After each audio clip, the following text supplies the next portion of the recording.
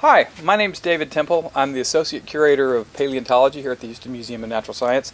And this room that we're standing in right now is kind of where it all began for me about 17 years ago. I started out in education, and I've had a very interesting career here. Started out as part-time teacher, moved over to education, had the opportunity to do a lot of things in education, and then from there became volunteer director and was actually education director briefly, and then from there moved on to the Associate Curator of Paleontology job here at the museum.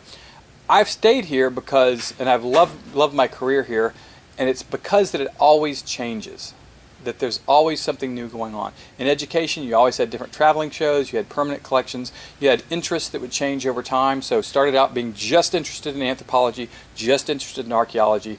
From there, moved over to insects, malacology, minerals, herpetology, all aspects like that. So for me, it's been a very active, very interesting job because it's always something new.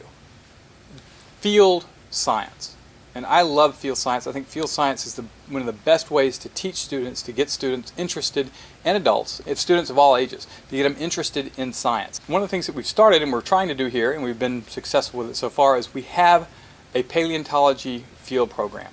So we are currently focusing, of course, at a hole in our collection, which Texas has got a lot of great Permian outcrop, and what we want to do is we want to have a spectacular Permian hall, or Permian section in our new Paleo Hall, and so we've gone out and we're starting to collect. And of course we do many things where we take volunteers with us to learn the field science. We focus heavily on school teachers, both primary and secondary school teachers, as well as some college that go out and help us excavate these fossils to bring them back to the museum, and ultimately to be research as part of a research model, but of course to display and educate the people of Houston.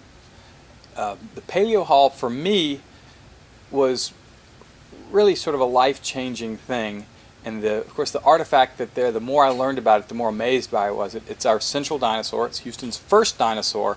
It's our Diplodocus, and that has a great it's great science, but it also has a very great history of science story that goes with it as well. And then of course I like the local stories too. I like the local things that help people connect. Of course our Diplodocus is from Wyoming, but we have this huge armadillo that was actually found by school kids in Houston, and at the time when it was discovered in 1958 and written up, it was perhaps the most complete one of those yet known. It was a world-class specimen, and it was found by amateurs here in the city limits of Houston, Texas. You know, early on they said, well, we're a teaching museum. We do a lot of interpretation. We have most of the best stuff that we have is all out on display for the public to see it. And that focus has remained true. So we're building a huge new Paleo Hall. We're going to have the best Paleo Hall, arguably, possibly in the United States, maybe in all of the Americas, certainly in Texas. And its main focus is going to be teaching earth science and getting kids and getting adults and people excited about earth science.